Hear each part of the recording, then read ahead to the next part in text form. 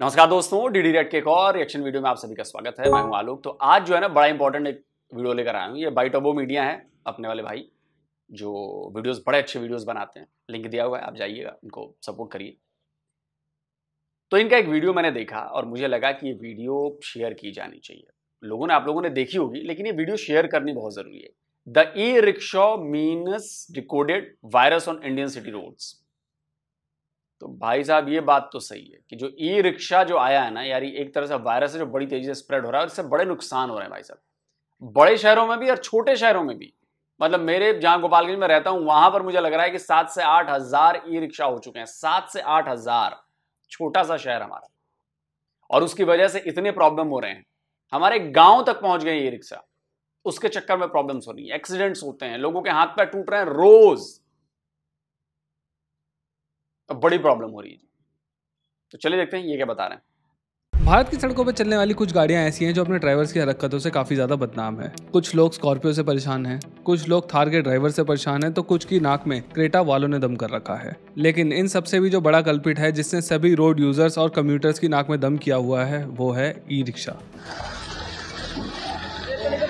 E rickshaw की संख्या Indian cities में पिछले कुछ ये जो एक्सीडेंट्स हुए हैं ना, मैंने अपनी आंखों से एक्सीडेंट्स होते हुए देखे हैं ऐसे, और लोगों के हाथ पैर टूटते हुए देखे हैं। ये ऐसे चलाते हैं, और नए नए लड़के, मतलब शायद उनके पास लाइसेंस भी नहीं होगा चलाने का, वो लड़के चला रहे हैं और कोई ध्यान नहीं देता। पुलिस वाले भी पैसा खा के मस्त रहते हैं। नए नए लड़के जिनकी उम्र 15 साल 16 साल, वो चला रहे हैं, और वो चलाते हैं बिल्कुल धूम वाली स्टाइल में कि सुपर बाइक चला रहे हैं, और वो पलट जाती है। उनको पता नहीं है कि सेफ्टी क्या होती है, आप ढंग से चलाना, ड्राइविंग कैसे होती है, और तबाही मचा दी इन लोगों ने, तबाही। पिछले कुछ सालों में उसी तेजी से बढ़ी हैं जैसे किसी इंसान के शरीर में वायरस फैलता है। और जिस तरीके से एक वायरस आपकी बॉडी को बीमार बनाता है, उसी तरीके से इस रोड वाले वायरस ने हमारी सड़कों को बीमार बना दिया है। क्योंकि ई रिक्शा चलाने वाले ज्यादातर लोगों को गाड़ी चलाने की तमीज बिल्कुल भी नहीं होती है। ये कहीं से भी अपने ई रिक्शा को घुमा देते हैं, ये किसी भी रोड पर रॉन्ग साइड में जाने लग जाते हैं, ये कहीं से भी सवारी बिठाने या फिर उतारने लग जाते हैं, जिसकी वजह से रोड पर बहुत ज्यादा कंजेशन बढ़ता है और इन वजहों से एक्सीडेंट्स भी होते हैं। लेकिन रोड एक्सीडेंट सिर्फ इनकी हरकतों की वजह से ही नहीं बढ़ रहे हैं, बल्कि इनका नशा करके रिक्शा चलाने की वजह से भी बढ़ रहे हैं। ई रिक्शा का ये पूरा सिस्टम एक माफिया की तरह चलाया जा रहा है, जिसमें अक्सर पुलिस वालों की सांठगांठ भी देखी जाती है।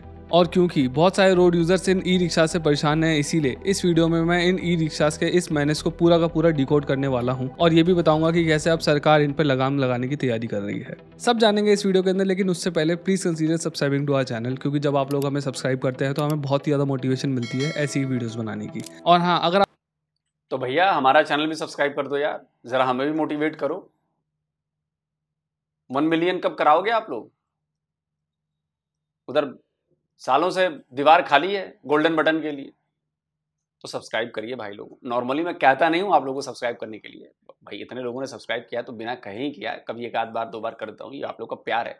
लेकिन थोड़ा मैं आप लोगों को पुश करना चाहता हूँ, जरा तेजी से करिए, जरा गोल्डन बटन चाहिए अब मुझे यार। बहुत साल इंतजार कर लिया मैंने, तो जल्दी करिए, 1 मिलियन करिए भाई लोगों, जल्दी जरा। और हाँ, अगर आपको मेरी ऐसी वीडियोस बनाने के लिए स्क्रिप्ट लिखना सीखना है, उसके बारे में रिसर्च करने के बारे में डिटेल में सीखना है, एक एक चीज को कोर्स से जानना है, तो आप मेरा ये कोर्स परचेज कर सकते हैं, जिसका लिंक मैंने डिस्क्रिप्शन में दे रखा है। चलिए वीडियो में आगे बढ़ते हैं। तो ये जो ई रिक्शा है ना, ये भारत की सड़कों पर सबसे पहले 2010 के आसपास देखे गए थे। दरअसल दिल्ली के कई इलाकों में तब जितने भी रिक्शा हुआ करते थे ना, वो सभी के सभी पेडल वाले होते थे, यानी कि उनको अपने पैरों की जान लगाकर चलाना पड़ता था। हाँ, आज भी ये वाले रिक्शा हमें देखने को मिलते हैं, लेकिन तब तो सारे के सारे यही वाले हुआ करते थे। और हम सब जानते हैं कि इन रिक्शा को चलाना कितना ज़्यादा मुश्किल होता है, और इसीलिए इन रिक्शा पुलर्स की हेल्प करने के लिए ई रिक्शा को लाया गया, ताकि इनकी ज़िंदगी थोड़ी आसान हो सके। लेकिन ये इलेक्ट्रिक रिक्शास बाहर से इंडिया के अंदर लेके आए गए थे, जो कि एक इंडिविजुअल रिक्शा पुलर की हैसियत से बहुत ही ज़्यादा बाहर थे, और इसीलिए उस ई रिक्शा का जन्म हुआ जिसे father of Indian E rickshaws बोला जाता है। दरअसल 2012 में मिस्टर विजय कपूर, जो कि एक IIT ग्रेजुएट हैं, उन्होंने चांदनी चौक और सदर बाजार के रिक्शा पुलर्स की हालत देखी और उनसे समझा कि उन्हें इस पैडल वाले रिक्शा को चलाने में किस तरीके की मुसीबतों का सामना करना पड़ता है। और सब जानने और समझने के बाद उन्होंने 2012 के एंड तक अपनी खुद की एक ई रिक्शा बनाने वाली कंपनी लॉन्च कर दी जिसका नाम था SEAPL, और इनका जो पहला ई रिक्शा था उसका नाम था मयूरी। हो सकता है आपने भी ये नाम शायद कभी ना कभी पहले सुना हो। इस ई रिक्शा को इंडियंस की नीड के हिसाब से बनाया गया था, यहाँ की सड़कों के हिसाब से बनाया गया था और ऐसा बनाया गया था कि ये ज्यादा सवारी ढो पाए। साथ ही साथ ये भी कोशिश करी गई थी कि इसका जो प्राइस हो वो ज्यादा से ज्यादा लोग अफोर्ड कर पाए ताकि ये इंडिविजुअल्स के हाथ में जा सके। और अगर आप इस ई रिक्शा को ध्यान से देखोगे ना तो ये बिल्कुल वैसा ही दिखता है जैसा कि आज सड़क पर चलने वाले ज्यादातर ई रिक्शा दिखाई देते हैं। इसके बाद से ही ई रिक्शा की डिमांड धीरे धीरे बढ़ने लगी, लेकिन 2019 के बाद से इनकी डिमांड ने वो तेजी पकड़ी कि देखते ही देखते आज इंडिया के अंदर 300 से भी ज्यादा ई रिक्शा असेंबलर्स और मैन्युफैक्चरर्स पैदा हो गए हैं जो कि मोस्टली चाइना से पार्ट्स मंगाते हैं और यहाँ पर अपने अपने ई रिक्शास को असेंबल करके बेचते हैं। लेकिन 2010 या फिर 12 की तरह आज कोई भी ई रिक्शास के अंदर इनोवेशन के बारे में नहीं सोचा जा रहा है। बस ये सोचा जा रहा है कि कैसे दूसरे असेंबलर के मुकाबले अपना ई रिक्शा सस्ता कैसे बेचा जाए, जिसके चलते इंडिया के अंदर बहुत ही बुरी क्वालिटी के ई रिक्शास बेचे जाने लगे हैं। और ये सब चीजें मुमकिन हो पाई हमारी सरकार के नेक इरादों की वजह से। इंडिया की ज्यादातर मेट्रो सिटीज दुनिया की मोस्ट पॉल्यूटेड सिटीज की टॉप लिस्ट पर आती है और ये बात हम सभी लोग जानते हैं, लेकिन ये आज से ही नहीं है। हमारी सिटीज बहुत ही पहले से इस लिस्ट में बहुत ज्यादा ऊपर आती हैं और इसीलिए क्लीन ट्रांसपोर्ट के लिए गवर्नमेंट ने भी ईवीज को प्रमोट करना काफी पहले से ही चालू कर दिया था, उन्हें इंसेंटिवाइज करके। और इन्हीं इंसेंटिव्स की वजह से ई रिक्शास की जो सेल्स है उसमें बूम देखने को मिला। अप्रैल 2019 में नेशनल गवर्नमेंट ने फेम के फेज 2 को लॉन्च किया था। फेम यानी कि faster adoption and manufacturing of hybrid and electric, जो कि भारत सरकार की इलेक्ट्रिक मोबिलिटी को प्रमोट करने की स्कीम है। इसके फेज 2 को जब अप्रैल 2019 में लॉन्च किया तो इसे लगातार 3 साल तक चलाया गया और इसमें इंसेंटिव्स कुछ इस तरीके से थे। 2 व्हीलर ईवीज को 15,000 रुपए पर किलोवाट या फिर up to 40% cost of vehicle तक के इंसेंटिव्स दिए जा रहे थे और 3 व्हीलर्स को 10,000 रुपए पर किलोवाट तक के दिए जा रहे थे और मान के चला जा रहा था कि जो इनकी बैटरी का साइज होगा वो 5 किलोवाट से ऊपर नहीं जाएगा, मतलब वहीं तक हम देंगे इंसेंटिव। इसके अलावा अलग अलग स्टेट्स भी अपने अलग अलग इंसेंटिव्स दे रही थी। अब ये जो इलेक्ट्रिक रिक्शास थे ना, इनके जो प्राइसेस थे वो ऑलरेडी सीएनजी वाले 3 व्हीलर से काफी ज्यादा कम हुआ करते थे और आज भी कम ही है। जैसे ज्यादातर जो ई रिक्शास होते हैं वो 90,000 से लेकर 1.5 लाख रुपए की कीमत के बीच में मिल जाते हैं। ऊपर से जब इनके ऊपर ये इंसेंटिव्स दिए जा रहे थे तब इनके प्राइसेस और भी ज्यादा स्लैश हो गए थे और इसी कम प्राइस की वजह से इनकी सेल्स धड़ाधड़ होने लग गई। लेकिन इसके पीछे सिर्फ यही रीजन नहीं था, इसके पीछे दूसरा रीजन ये था कि जो इनकी सेल्स थी ना उसके ऊपर कोई भी फाउंडेशंस नहीं थी। सीएनजी वाले 3 व्हीलर्स लिमिटेड रन्स में निकाले जाते हैं और इनको चलाने के लिए बैज भी एक्वायर करना पड़ता है और जो ड्राइवर बैज होल्ड करते हैं सिर्फ वही इन सीएनजी वाले 3 व्हीलर्स को अपने नाम पर खरीद सकते हैं और वही उसे चला भी सकते हैं। लेकिन ई रिक्शा में ऐसी कोई भी लिमिटेशंस नहीं थी, इसीलिए कोई भी इन्हें जितनी मर्जी संख्या में खरीदने लगा और जिस मर्जी को चलाने के लिए देने लगा, चाहे उसके पास लाइसेंस हो या फिर ना हो। और ये भी एक और रीजन बना जिसकी वजह से ई रिक्शास की जो संख्या है वो सड़कों पर बहुत ही ज्यादा तेजी से बढ़ने लगी और आज इतनी ज्यादा बढ़ चुकी है कि ये सिटी रोड्स को ब्लॉक करने लगे हैं। जैसे कि अगर मैं नोएडा की बात करूं तो 2011 में यहाँ पर सिर्फ 10 ई रिक्शास हुआ करते थे, लेकिन आज 2024 में इनकी संख्या 17,162 पर पहुंच चुकी है। और ऐसे ही कंजेशन की प्रॉब्लम ई रिक्शा की वजह से ऑलमोस्ट हर एक सिटी के अंदर देखने को मिल जाएगी। ज्यादातर सिटीज में ई रिक्शास के लिए कोई भी डेजिग्नेटेड रिक्शा स्टैंड नहीं होता है जहाँ पर ये खड़े हो सके, इसीलिए जो भी टूरिस्ट डेस्टिनेशन होती है या फिर जहाँ पर भी फुटफॉल ज्यादा होता है ना, ये लोग अपने ई रिक्शास को वहीं पे ले आके खड़ा कर देते हैं, वो भी बिना किसी परमिट एंड परमिशन के।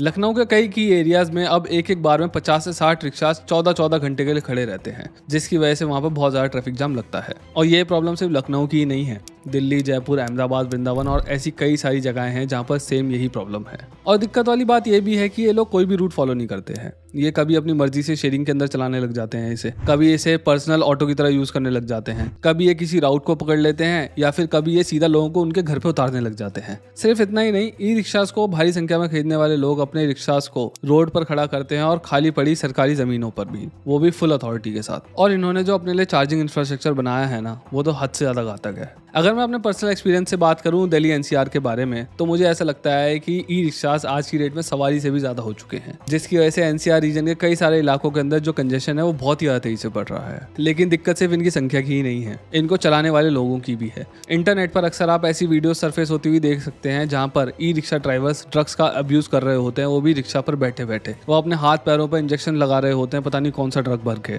अब सवाल ये उठता है कि ये जो रिक्शाज होते हैं वो इस तरीके के लोगों के हाथ में कैसे पहुंच जाते हैं। वेल, इसका मेजॉरिटी रीजन ये है कि ये जो ई रिक्शा ड्राइवर्स होते हैं ना, वो इनको ओन नहीं करते हैं, बल्कि वो इनको रेंट पे चलाते हैं और जो इनका रेंट होता है ना, वो काफी ज्यादा ज़्यादा कम होता है। ज़्यादातर जो ई रिक्शाज होते हैं उनका लगभग 300 रुपये के आसपास ही रेंट होता है, जिसकी वजह से ये किसी भी तरीके के असामाजिक आदमी के हाथ में पहुंच जाता है और वो आदमी इस रिक्शा को पूरे दिन चलाकर अपने नशे का जुगाड़ कर लेता है। और जब इस तरीके के लोग इन रिक्शाज को चलाते हैं ना, तो इनकी वजह से एक्सीडेंट्स भी खूब होते हैं, क्योंकि ये लोग कोई भी ट्रैफिक रूल और रेगुलेशन को फॉलो करना ना तो जानते हैं, ना ही ये इंटेंशनली करना चाहते हैं। और जब इनके एक्सीडेंट्स होते हैं ना, तो इनमें बैठे पैसेंजर्स को इंजरीज भी ज्यादा लगती हैं और जान तक भी चली जाती है। ऐसे कई सारे केसेस हमने देखे हैं जहां पर लोगों की ई रिक्शा में एक्सीडेंट होने की वजह से जान चली गई हो। और ऐसा मेजरली 2 रीजन की वजह से होता है। एक तो ये कि ये जो ई रिक्शाज होते हैं ना, इसमें सिर्फ 4 लोग परमिट होते हैं, लेकिन ये हमेशा ही ओवरलोड करके चलते हैं। और दूसरा ये कि ये जो ई रिक्शाज होते हैं, इनकी क्वालिटी बहुत ही ज्यादा क्वेश्चनेबल होती है, क्योंकि पता नहीं चाइना की किस 3rd क्लास फैक्ट्री से इनका माल आता है और इंडिया के कौन से मोहल्ले में लगी फैक्ट्री में इन्हें असेंबल किया जाता है। अब यार, ये जो इतने सारे रूल्स को ब्रेक करते हैं, इतना केओस मचाते हैं, उसके बावजूद भी पुलिस इनके ऊपर कोई कार्रवाई क्यों नहीं करती है? ये सवाल आपके मन में भी उठता होगा, राइट? वेल, इसका जवाब ये है कि पुलिस भी अक्सर इनसे मिली होती है। पुलिस वालों को जो इन ई रिक्शा के ओनर्स होते हैं ना, वो अक्सर मंथली बेसिस पर पैसे भेजते हैं। और ये लोग, सबसे बड़ी बात यही है, वो चाहे ऑटो वाले हों और चाहे ये ई रिक्शा वाले हों, सबका धंधा फिक्स है और सब पहुंचाते रहते हैं पुलिस वाले। जो भी उस इलाके का कांस्टेबल होगा, बीट कांस्टेबल है, एसएचओ है, ये है, वो है, मैं सबको नहीं कह रहा, बट ये होता है, ये होता है। और इस वजह से ये धड़ल्ले से काम चलता है। वो भी डरते हैं। ऑटो वाले साहब लड़के देख लो, फौरन लड़ाई करने पे तो लाएगा। ऐसे ही ई रिक्शा वाले हो गए।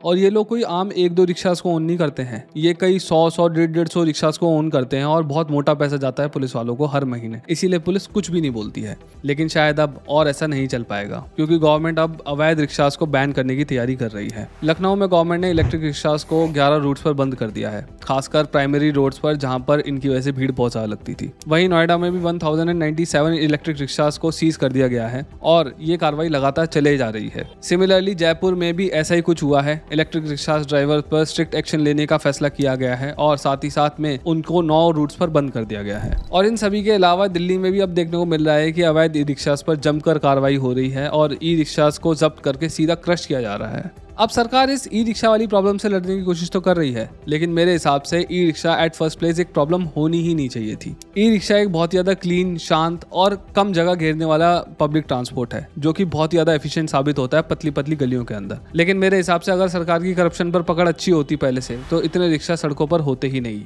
और जितने चल रहे होते उन्हें इनके ड्राइवर्स रिस्पॉन्सिबली चला रहे होते, क्योंकि उनके पास इन्हें चलाने का लाइसेंस होता, जिसकी वजह से कई सारे असामाजिक लोग इनसे दूर रहते। ये एक बड़ा इशू था, इसलिए मुझे लगा इसके ऊपर बात होनी चाहिए। बाकी आप लोग ई रिक्शा से जुड़े हुए अपने विचार छोड़ सकते हैं। आपके एक्सपीरियंसेस कैसे रहे हैं ई रिक्शा के साथ, अच्छे या फिर बुरे, वो आप कमेंट्स के अंदर बता सकते हैं। बाकी इस वीडियो में बस इतना ही। अगर आपको मेरी वीडियो पसंद आई तो प्लीज कंसीडर सब्सक्राइबिंग टू। भाई मेरा भी एक्सपीरियंस बहुत ज़्यादा अच्छा नहीं रहा है, बुरा ही रहा है। और देखिए, मुझे लगता है कि इसको रेगुलेट करने की ज़रूरत है। सरकार को चाहिए कि सबसे पहले इसका रजिस्ट्रेशन की व्यवस्था करे ठीक से, जैसे बाकी गाड़ियों के रजिस्ट्रेशन होते हैं। दूसरा, इनके लाइसेंस के लिए व्यवस्था करे।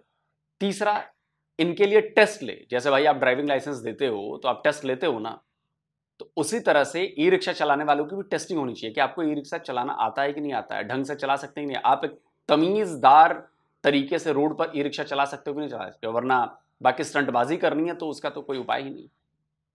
तो ये जब रेगुलेशंस बनेंगे तभी जाकर इन पर कंट्रोल किया जा सकता है। 100% कंट्रोल नहीं हो सकता, क्योंकि ऑटो वालों के लिए भी बहुत सारे रेगुलेशंस हैं, लेकिन नहीं होता। लेकिन भाई जब प्रॉब्लम आ रही है तो इसका रास्ता निकालना पड़ेगा, और इसीलिए मैंने सोचा कि इस वीडियो को फैलाना बहुत ज़्यादा ज़रूरी है। देखिए, ये बात सही है कि ई रिक्शा के आने से फ़ायदा बहुत हुआ है। एक तो आपके वायु प्रदूषण पर कंट्रोल होगा भाई।